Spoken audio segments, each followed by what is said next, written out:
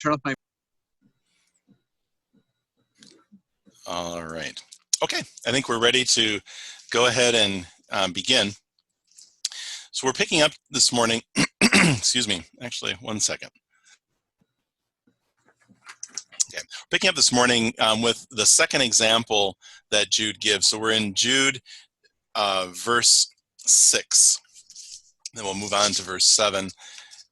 And I should get there myself. So I will share over to the... Why is everybody muted or unmuted? Muted. Everybody's muted because unless they're talking, it cuts out background noise, so it's a little bit easier for everybody to hear. And if anybody wants to say anything, then they can absolutely unmute. But that's why everybody is muted at the moment. So I'm gonna do this and this. Okay. So the handout is now should be shared to the screen. We went through this section last week, who and what are the angels? And then Jude's reference gives us a little bit more insight into the fall of the angels. Just recalling verse 6 of Jude is the angels who did not stay within their own position of authority, but left their proper dwelling. He has kept in eternal chains under gloomy darkness until the judgment of the great day. That's the verse that we're looking at. And again, recalling this is the second example of 3 to illustrate why the importance of Jude's encouragement to contend for the faith and not let those who have snuck in get a foothold. So the angels did not keep their literally beginning rule, their proper dwelling, as the ESV translates it. The New King James, I believe, says proper domain. They had a position in the beginning that they were created with. They did not stay in that. They essentially rebelled against God. They had it. They did not go on keeping it. They gave it up. They tried to get out of it, and they did, but not in a happy way for them. So they left their own dwelling and their position behind. And there's a really interesting contrast. God has kept and is keeping in eternal chains under gloomy darkness. So you have the angels who did not stay, and God has kept. So the angels were not keeping their position of authority in their proper dwelling.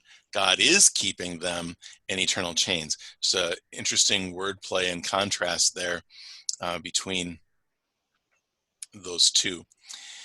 We'll take a look at a couple other passages to help flesh in a little bit more of this. There we go. Hey, Wayne. Yes, Jason. What does that mean? The people were in chains. What does that mean? They weren't really chained up to the temple gates, were they?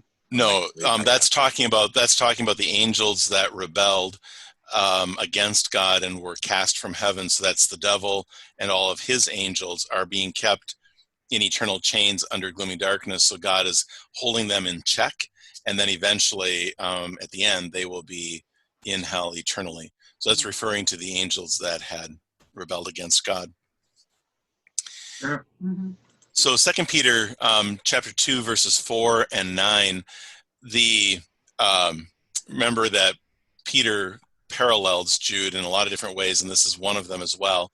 So Peter's comment on this is, if God did not spare angels when they sinned, but cast them into hell and committed them to chains of gloomy darkness to be kept until the judgment, then at the end of that section, then the Lord knows how to rescue the godly from trials and to keep the unrighteous under punishment until the day of judgment. The intervening verses between 4 and 9, we're going to look at a couple of them later in connection with Sodom and Gomorrah. But Peter does the same type of thing as Jude, giving examples using the same one. The angels sinned, were cast into hell. But the lesson learned from it that Peter draws, as does Jude, we can take away from this: God knows how to rescue the godly from trials. That will come out again in Sodom and Gomorrah even more so. And to keep the unrighteous under punishment until the day of judgment. So you put that into the context of what Jude is writing about. You have these false teachers that are slipping in. So contend for the faith. That might get difficult. It may be difficult to contend for the faith, but remember, the Lord knows how to rescue the godly from trials. He can do it. And remember the outcome and the consequence of unrighteousness. They will be under punishment until the day of judgment. Then the other two verses that are there, John 8:44, first of all, another familiar one. These are all pretty familiar, I think. Jesus is speaking to the unbelieving Jews, and he says, "You are of your father, the devil, and your will is to do your father's desires. He was a murderer from the beginning and does not stand in the truth, because there is no truth in him. When he lies, he speaks out of his own character, for he is a liar and the father of lies." Keeping in mind that the devil was created holy, just like the other angels, and then left his place and rebelled. Now his character is this: a murderer, a liar, does not stand in the truth. He is a liar and the father of lies, and deceptively so. Father of lies, not without deception, as we see in the Garden of Eden and to this day. So the lies aren't always going to look like lies. They're going to be intriguing half-truths. They're going to be lies made to sound really good and beneficial. But a lie is a lie, and that's the danger that Jude is warning against. And then one more passage to look at here, Matthew 25:41. This is in that section of Matthew 25 where Jesus is describing the last day. And he says, "Then he will say to those on his left, 'Depart from me, you cursed, into the eternal fire prepared for the devil and his angels.'" That last phrase there especially is helpful in a number of ways. First of all, it reminds us that, or it draws this connection between the devil and his angels being in chains and gloomy darkness. It's the same, talking about the same thing. But that it was prepared for the devil and his angels. Now in this context, Jesus is saying the unbelievers are going to be sent there as well, but it was not prepared for them. And God desires all people to be saved and come to the knowledge of the truth. There are times where people will make a rational argument: if God is so good, why is he condemning people to hell? A good and loving God wouldn't send anybody to hell. Hell was not prepared for the human soul. Hell was prepared for the devil and his angels. There will be human souls there as well, because they reject Jesus and the redemption that God has provided, but it was prepared not for them, but for the devil and his angels. Okay. Does anybody have anything you would like to bring up before we move on to the next verse? Hey, Wayne. Yeah. Does that excuse me? Does that mean we all? Is that trying to say that we all better be prepared, or he's gonna judge us or throw us in the fire, or what? Like, well, to be prepared. So as children of God and putting our trust in Jesus, we don't have anything to fear.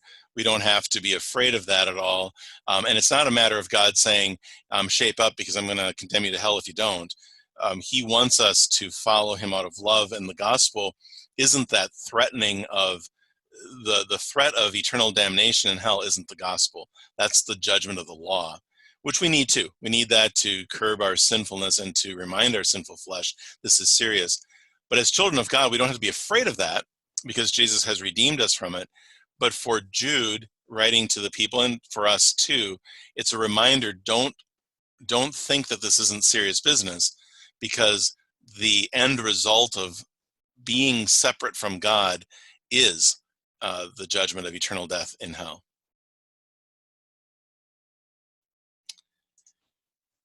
Just a little bit more on this verse. I lied about going on to the next verse quite yet. So the question is, when did the angels fall? When did this happen?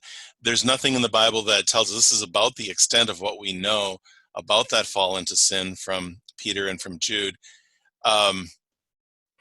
Sometime, though, between the end of creation and Satan's appearance to Eve, and that time frame was probably really quite small. The reason we can say it was after the end of creation is because God looked at everything and he said it was good, very good. And we saw last time that the angels are created beings, so they had to be in that 6-day period sometime. And obviously the fall had to happen before Satan could come and deceive Eve.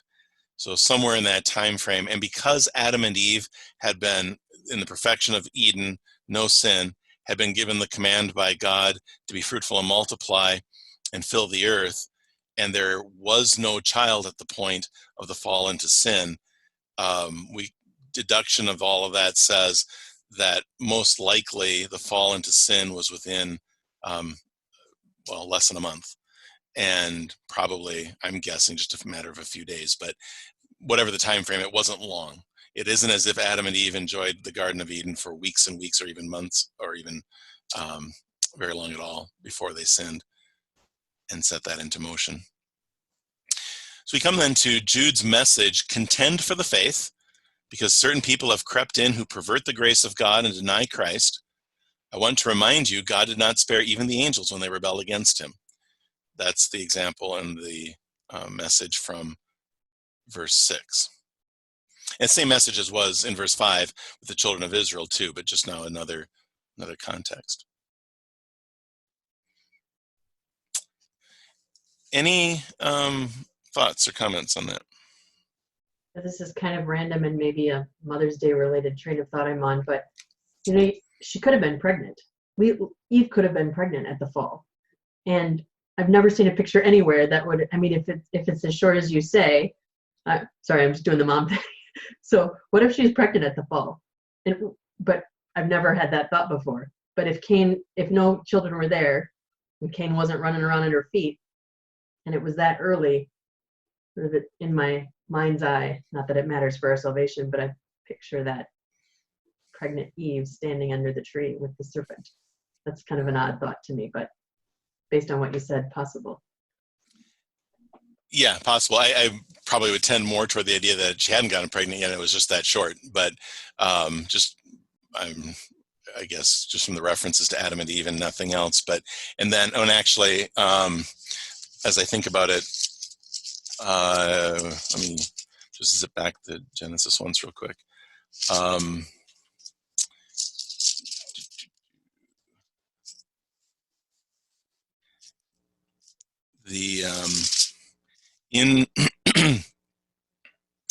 In verse, or chapter 4 rather, following the fall into sin, now Adam knew Eve his wife, and she conceived and bore Cain, saying, I have gotten a man with the help of the Lord. I think that would indicate from a time perspective that happened after the fall into sin.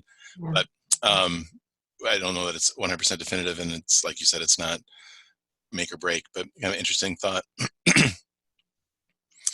Anything else on the fall of the angels before Sodom and Gomorrah? This is not necessarily going from one joy to the next, but we'll move on. Hey, but yeah, Mom's got a question. Okay. Oh, I'm sorry. Go ahead. I was just curious about, all of a sudden, this is the first time I ever thought of a time frame from creation to the fall into sin. And I would think that even if it were a day or a month or whatever, the whole visual of what they had that was perfect, I would think if they lived in that perfect for a couple of days anyway, and then have no perfection, that it would even be, wow, we can't go back to that. I just never thought of it as that close to time frame. That's an interesting concept. That's all. Yeah, thanks. And I think that you taste perfection, and that perfection is gone. I mean, we got to be careful. Don't speculate too much, because it's not in Scripture, so it's of no value for our salvation. But knowing what I know about human nature, and my own human nature, I should say, is, boy, I'd be frustrated and kicking myself after losing that perfection. I mean, just that taste of perfection, however long it was, and the arguments afterwards, I just can't imagine that was entirely a happy scenario immediately after leaving the Garden of Eden, because sin was there. And I don't know, just that, even as brief as it may have been, that taste of perfection, it would be a rough thing to let that go, or to be cast from that. Okay, anything else before we? Oh. Okay. All right, let's go on then to example 3, verse 7 of Jude. Just as Sodom and Gomorrah and the surrounding cities, which likewise indulged in sexual immorality and pursued unnatural desire, serve as an example by undergoing a punishment of eternal fire. So we'll look at the history of surrounding Sodom and Gomorrah is pretty familiar, but we'll take a look at it because there are a number of underlying things that are part of Jude's example here. So we'll just do this, go grab those verses. So first of all, in Genesis chapter 13, a little bit of the backstory. Remember that the servants of Lot and Abraham, uncle Abraham, nephew Lot, their servants were contending for the same pasture land and so on. And so Abraham said we should divide and separate to avoid this quarreling and the struggles.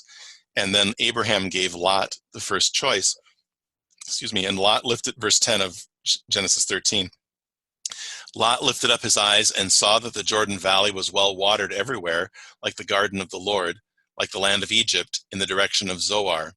This was before the Lord destroyed Sodom and Gomorrah.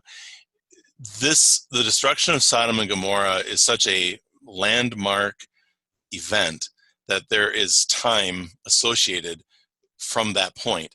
Now, and Moses, as he wrote this, was aware of obviously the destruction of Sodom and Gomorrah, which is coming in a number of chapters in Genesis. So he notes here that as Lot looked and saw the beautiful attractiveness of the Jordan Valley, that was prior to the destruction. When God destroyed Sodom and Gomorrah, it wasn't just a mild vacating of the cities, it was a destruction of the plain. So what Lot saw, as he looked and made his choice, was likely never seen again in quite the same way. Verse 11, so Lot chose for himself all the Jordan Valley, and Lot journeyed east. Thus they separated from each other. Abram settled in the land of Canaan, while Lot settled among the cities of the valley and moved his tent as far as Sodom. That's a point we're going to come back to in a while, something that Peter references. But we have Lot, and this is a cautionary example of how you can get closer and closer to a very soul-damaging situation instead of fleeing, and that causes a great impact and destruction, ultimately, of a spiritual type. So Lot chooses this land of the plain. Lot settles among the cities of the valley and moved his tent as far as Sodom. So he started out in the outskirts, but kept on moving in and as far as Sodom. Now the men of Sodom were wicked, great sinners against the Lord. But Lot goes there anyway, and we'll find out in the later reference that he moved from the cities on the outskirts up to Sodom, and by the time Sodom is destroyed, he's in the city, living in the city. Chapter 14 of Genesis, verse 12, this is just one verse out of the larger account where the kings of Sodom and Gomorrah and the people and the possessions were captured by enemy kings, and Abraham marshals up his servants, and then he goes out and fights the enemy kings and brings Lot and his possessions and his family, as well as all of Sodom and Gomorrah, back. And that also presents the interesting occasion where Abraham meets Melchizedek. But in verse 12, this is one verse out of that larger account, the kings also took Lot, the son of Abram's brother, who was dwelling in Sodom, so he was in the city at this point, and his possessions, and went their way. There's the progression of Lot, again, all the way into the city. Then we jump forward to Genesis chapter 18, where the three men, quote-unquote men, come to Abram to visit him, and Abram has the fatted calf killed, feeds them, two of those three being angels, and one being the pre-incarnate Son of God. And the men set out from there, from Abram, and they looked down towards Sodom. And Abraham went with them to set them on their way. So the two angels went. The Lord, the third one, said, shall I hide from Abraham what I am about to do? Seeing that Abraham shall surely become a great and mighty nation, and all the nations of the earth shall be blessed in him. For I have chosen him that he may command his children and his household after him to keep the way of the Lord by doing righteousness and justice, so that the Lord may bring to Abraham what he has promised him. Then the Lord said, because the outcry against Sodom and Gomorrah is great, and their sin is very grave, I will go down to see whether they have done altogether according to the outcry that has come to me, and if not, I will know. So here we have the sin is great and sin very grave, and here we had wicked, great sinners against the Lord. This is a historical accounting of the great wickedness of these cities. Verse 22 of chapter 18, so the men turned from there and went toward Sodom. That would be the two angels, but Abraham still stood before the Lord. And then that leads into Abraham's prayer for the cities, at heart a prayer for Lot and his well-being, but he prays that the cities would not be destroyed, and God agrees not to destroy them if he found 10 believers there, which we know that he did not. Then we get into the actual destruction account in chapter 19 of Genesis. The two angels came to Sodom in the evening, and Lot was sitting in the gate of Sodom. He's a full-fledged citizen of Sodom at this point. Not so much with their wickedness, but he's sitting at the gate just like someone that would be in the city. He's in. When Lot saw them, he rose to meet them and bowed himself with his face to the earth and said, my lords, please turn aside to your servant's house and spend the night and wash your feet. Then you may rise up early and go on your way. They said, no, we will spend the night in the town square. But he pressed them strongly. So they turned aside to him and entered his house. And he made them a feast and baked unleavened bread, and they ate. But before they lay down, the men of the city, the men of Sodom, both young and old, all the people to the last man, surrounded the house. And they called to Lot, where are the men who came to you tonight? Bring them out to us that we may know them. And that is not to meet them, but to know them sexually. Lot went out to the men at the entrance, shut the door after him, and said, I beg you, my brothers, do not act so wickedly. Behold, I have 2 daughters who have not known any man. Let me bring them out to you, and do to them as you please. Only do nothing to these men, for they have come under the shelter of my roof. This is a bit of a strange and interesting thing that Lot does. And we know from other examples to come that Lot was not of the same spiritual foundation as Abraham. Abraham struggled too. I'm not painting Abraham in a picture of no sin at all. He had his own issues, but Lot struggled with a few things that are recorded for us. And this is one of those that's a bit interesting. So it is the men of Sodom that are coming and wanting to sodomize the angels, and they're around the door and they're pressing on the door. Really gives you a very unhappy insight into what the city was like.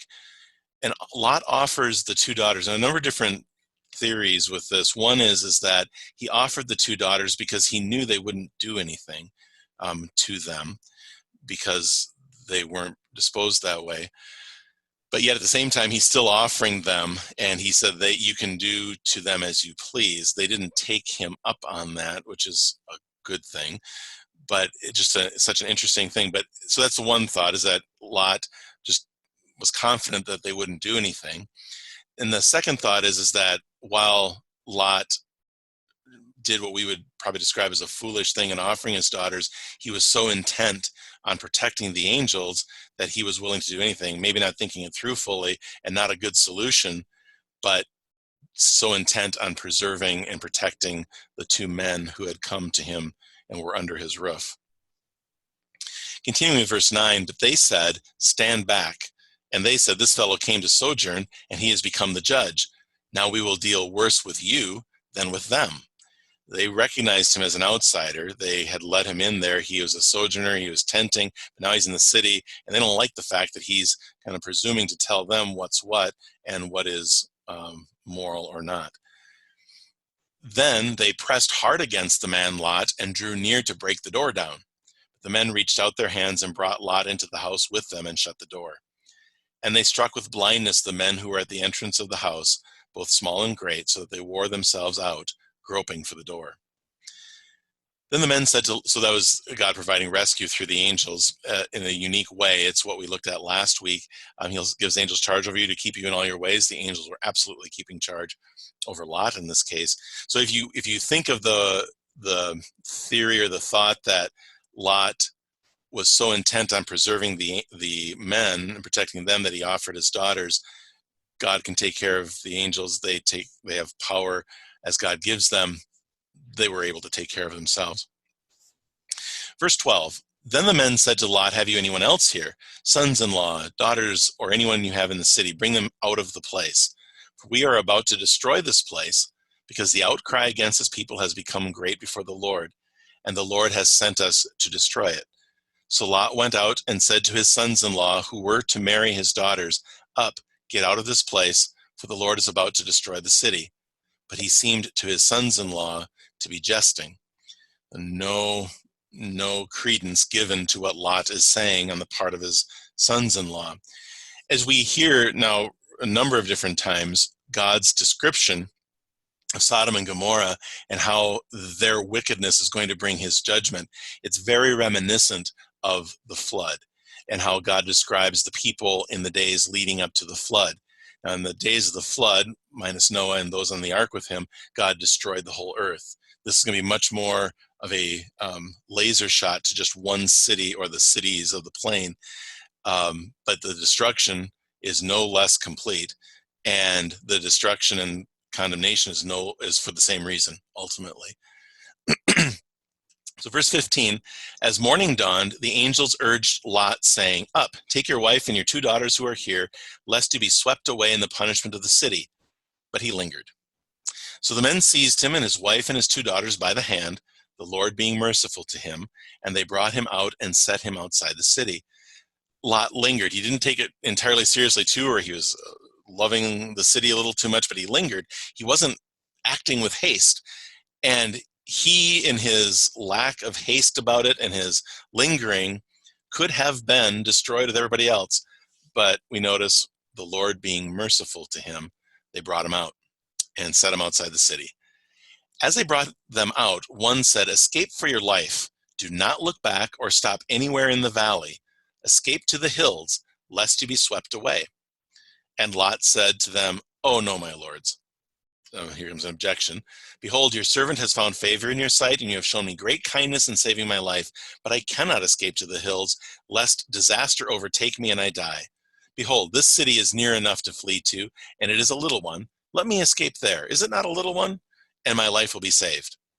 And he said to him, behold, I grant you this favor also, that I will not overthrow the city of which you have spoken. Escape there quickly, for I can do nothing till you arrive there. Therefore, the name of the city was called Zoar. We won't go super far down this road, but there's an interesting parallel in God's talking to Abraham in Abraham's prayer concerning Sodom and Gomorrah and Lot's conversation with the angels. Abraham, in faith and trust of God, kept coming back, lowering the number till he got down to 10. Lot, a little bit more of a bargaining approach and not one with the same kind of foundation of faith, is saying, I can't run to the hills like you told me to. Can I go to the city? Lot is in a different position, but the way that the Lord deals with him through the angels is very much the same patient, merciful approach as what God does with Abraham. So the Lord being merciful to Lot, though Lot lingered. Lot objects. First of all, God's providing escape before the destruction. Lot lingers. The Lord is merciful to him. Now Lot is pleading, I can't go to the hills. Can I go to a city? And behold, I grant you this favor also. So Lot reaped from the same merciful patience as did Abraham, though they're coming at it from 2 different foundation points. And then the last several verses here. The sun had risen on the earth when Lot came to Zoar. Then the Lord rained on Sodom and Gomorrah sulfur and fire from the Lord out of heaven, and he overthrew those cities and all the valley, and all the inhabitants of the cities, and what grew on the ground. But Lot's wife behind him looked back, and she became a pillar of salt, which leads Jesus to say, as recorded in Luke, remember Lot's wife. It's a very interesting verse. And Abraham went early in the morning to the place where he had stood before the Lord and the prayer, and he looked down toward Sodom and Gomorrah and toward all the land of the valley, and he looked, and behold, the smoke of the land went up like the smoke of a furnace. So it was that when God destroyed the cities of the valley, God remembered Abraham and sent Lot out of the midst of the overthrow when he overthrew the cities in which Lot had lived. And so the rescue of Lot and the patience there is from the Lord, but also in response to Abraham's prayer. Quite a number of things there. We'll kind of pull that back into Jude as we go along, but does anybody have anything you'd like to mention at this point?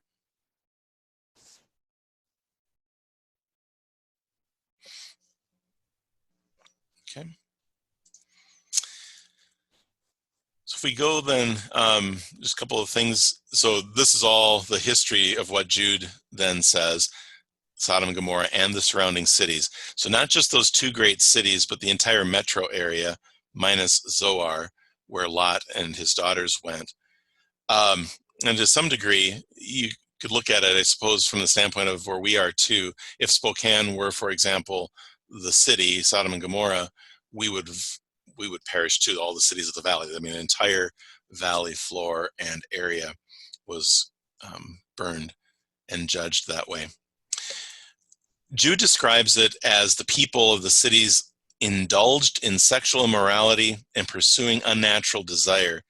So the indulged is gives us this insight. It's more than just, well, one thing that comes to mind a little bit is how much immorality do you need?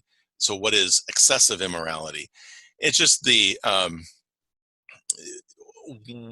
regardless of how small that immorality, or quote unquote small that immorality is, it's still sin. But there's a difference in attitude and overall condition. If I fall into a sin and my conscience is still actively rebuking me for that, whether or not I repent, which then includes faith in Christ, is a different question. But even just an active conscience that is restraining me somewhat, that's not the case here at all. It is an intensive, excessive indulgence of immorality is what God describes. And the pursued unnatural desire, literally other flesh, is the unnatural desire, and very much reflective of what Paul writes in Romans as well.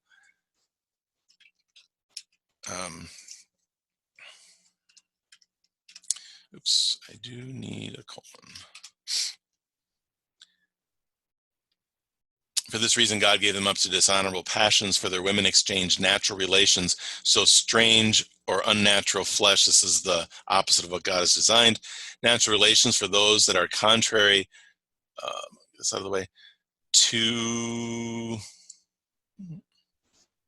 nature, contrary to nature. And the men likewise gave up natural relations with women and were consumed with passion for one another, men committing shameless acts with men and receiving in themselves the due penalty of their error. Very much what Paul is talking about, and it fits hand in glove with what Jude is saying, pursued unnatural desire.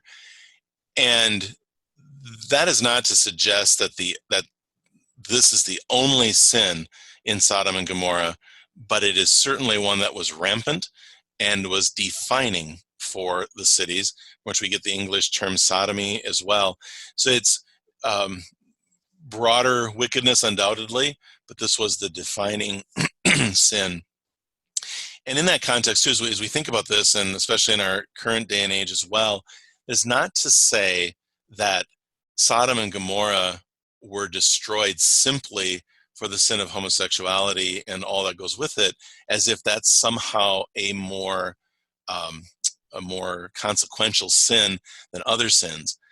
It's not. A sin is a sin. Unrepented, any sin remains, the guilt remains on us, and we will be judged for that. But it is the hallmark sin, so to speak, of these cities, and one that demonstrates, again, especially the way that Jude portrays it, the indulgent aspect of this portrays the complete letting go of everything, which in this first passage in verse 26 in Romans, God gave them up to dishonorable passions. The rest of that section in Romans talks about so much pushing against God and rebelling against him that finally God says, okay, have at it and reap the reward. And that's really what Paul describes in Romans was going on in Sodom and Gomorrah. There was no restraint anymore. It was just all out immorality and indulgence on that front. Comments or thoughts?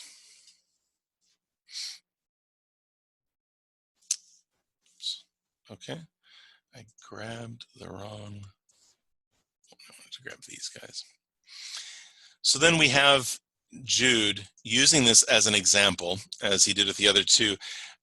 There are other places as well where God uses Sodom and Gomorrah, actually quite a number of times, where God references Sodom, usually just Sodom, but sometimes with Gomorrah as well, as part of his instruction to his people or as a reference point in a variety of different ways.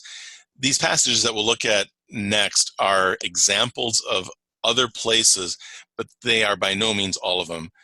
And I've switched over to the Evangelical Heritage Version. It does a little bit better job on making this Deuteronomy passage flow. So it's a little bit easier to understand, so we'll jump over to EHV for this. So Deuteronomy 29, when the next generation, your children who will come after your time, and the foreigner who will come from a distant land, have seen the plagues on that land and the sickness with which the Lord struck it, they will say, sulfur and salt, conflagration for all of its land, no planting, no sprouting, no maturing crop in it. It will be like the overthrow of Sodom and Gomorrah, Admah and Zeboim, which the Lord overthrew in his fierce anger. God is announcing upcoming judgment, and if the people forsake him, he will bring judgment on them, and people will come and they'll see Israel and they'll say, this is just like Sodom and Gomorrah, with no planting, no sprouting, no maturing crop, that utter destruction. So Sodom and Gomorrah becomes kind of the benchmark by which destruction is measured and with which God uses to warn that I've done it before, I can do it again on wickedness and sin. Isaiah chapter 1, unless the Lord of armies had left us a small surviving remnant, we would have been like Sodom. We would have become just like Gomorrah. This is Hebrew poetry, so we would have been like Sodom would have become just like Gomorrah is parallel in the poetic style of the Hebrews. Hear the word of the Lord, you rulers of Sodom. Listen to the law of our God, you people of Gomorrah. What do you mean? What do your many sacrifices mean to me, says the Lord? I have more than enough rams as burnt offerings and enough fat from well-fed animals. I'm not pleased with the blood of bulls or the blood of lambs and male goats. Verse 11 is talking to Israel, what they were had rejected him and had turned away from the Lord. Verse 10, along with verse 9, is again using Sodom and Gomorrah as this pivotal example for his rebuke and admonition. Jesus does somewhat similarly. Amen, I tell you, it will be more bearable for the land of Sodom and Gomorrah on the day of judgment than for that town who has rejected Jesus. That says something. If anything is going to be more bearable for Sodom and Gomorrah, yikes. What is the other aspect of the other option going to be? Because Sodom and Gomorrah, there isn't much bearable there. Hey, Wayne. Yes, Jason. Excuse me. Sodom and Gomorrah, are Sodom and Gomorrah believers or unbelieving? Unbelievers. When God destroyed the cities of Sodom and Gomorrah, there were not even 10 believers in the cities. Otherwise, he wouldn't have destroyed them. That's what he promised to Abraham. This last passage then is the parallel from 2 Peter, and we saw Peter's use, also citing the example of the angels falling, and you get down to verse 9, the Lord knows how to deliver the godly out of temptation. So now we bring in the intervening verses that deal with Sodom and Gomorrah. If God condemned the cities of Sodom and Gomorrah to destruction, by turning them into ashes when he made them an example of things to come for the ungodly. So he destroyed Sodom and Gomorrah to destruction, but here again, an example of things to come for the ungodly. Sodom and Gomorrah still stands as a benchmark, as a reminder, the ungodly will be destroyed. Look at Sodom and Gomorrah and what God did there. Other contrast of this, and if he rescued righteous Lot, who was very distressed by the unrestrained immorality of the wicked people. So here we have another description of Sodom and Gomorrah, unrestrained immorality. Again, that's that indulgence of Jude and the letting it go of Paul in Romans 1. While that righteous man was living among them, he was tormented in his righteous soul day after day by the lawless deeds he saw and heard. So we saw earlier how Lot chose the best, kept moving more and more into Sodom and then got there. But now Peter points out he was a believer, but he was tormenting his soul day after day by being there because he saw the lawless deeds. He heard what was there. This was not good for him, not good for his spiritual health, and it was an ongoing burden and torment as he was a believer in the midst of all this wickedness and rampant immorality. Then we get to the conclusion of verse 9. The Lord knows how to deliver the godly out of temptation and keep the unrighteous under guard until the day of judgment in order to punish them. We see that very much carried out with the example of Sodom and Gomorrah. So that same kind of example is what then Jude is used here. So we put this all together. So far in Jude, we have the admonition and encouragement, contend for the faith, because certain people have crept in who pervert the grace of God and deny Christ. I want to remind you, when the Israelites turned from God, they were judged by God and died in the wilderness. When the angels rebelled against God, they were cast from heaven and are reserved for eternal death in hell. When Sodom and Gomorrah were completely destroyed because of their sin. Remember the danger of what's happening. Remember the consequence of not remembering. Remember your Lord and salvation. Now, in these examples, there's not a great deal of gospel of themselves, but for the people who were, that's the warning of the law. But remember, Jude's encouragement is contend for the faith. Then he uses these examples to rebuke sin and to show the consequence of sin. But if you're contending for the faith, there's where the gospel is. Because the faith is what Jesus has done for us. And the salvation, it's the gospel, the good news of salvation. So while you're contending for this, remember the law, its judgment and consequence, because that is to curb our sinful natures and to remind us this is serious business. And I mentioned it either last week or the week before. Another parallel here is when Paul describes the armor of God in Ephesians. The first thing he does is says, remember, you're not striving against flesh and blood, but the very powers of hell. And Jude is doing somewhat the same thing in a little different way. Do not take this for granted. Do not underestimate the danger that these who are sneaking in are doing, or that they bring with them.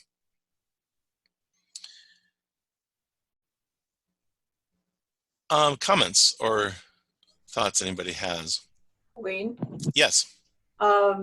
just out of curiosity, the destruction happened before the Sodom and Gomorrah happened before the flood, correct? No. It's after the flood. Right. Okay. Then is that land that was so desolate?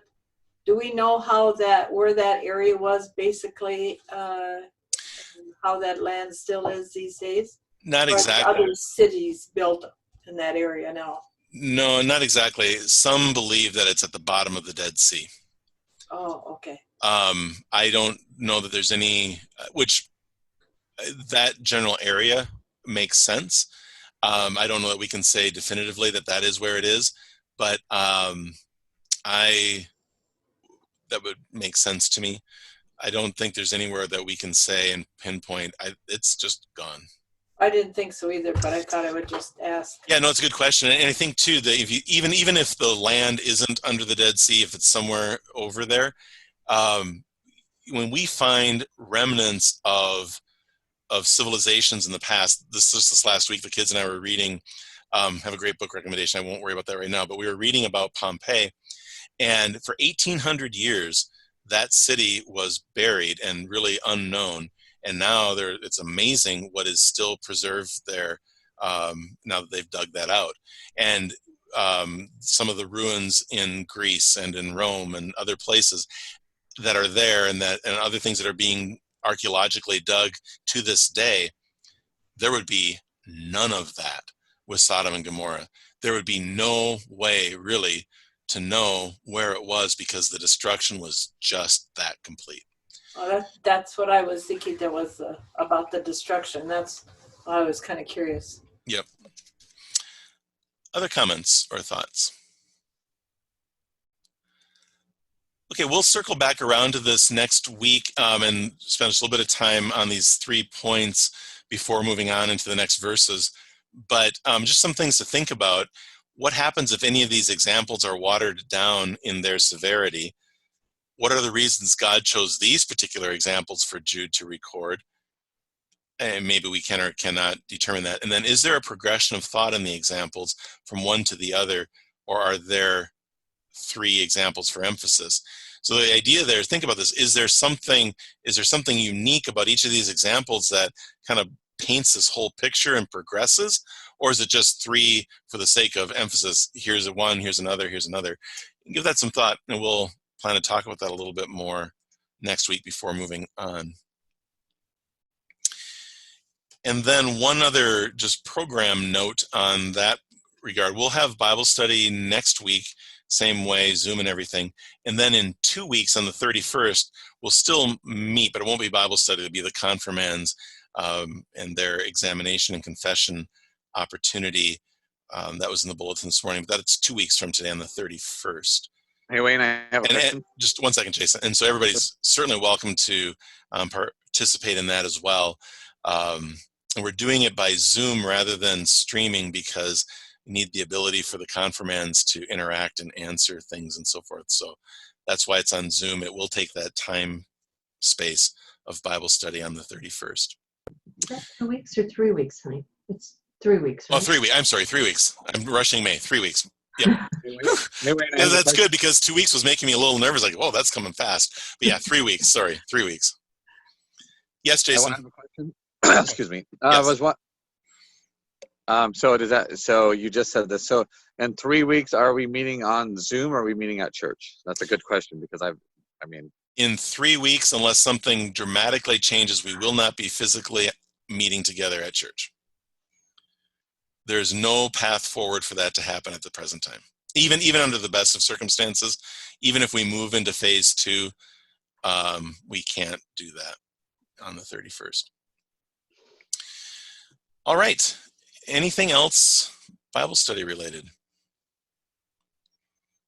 Okay, let's close with the blessing. The grace of our Lord Jesus Christ, the love of God the Father, and the communion of the Holy Spirit be with us all. Amen. Hey, Wayne, can I have a question? You certainly may. So does that? So does that mean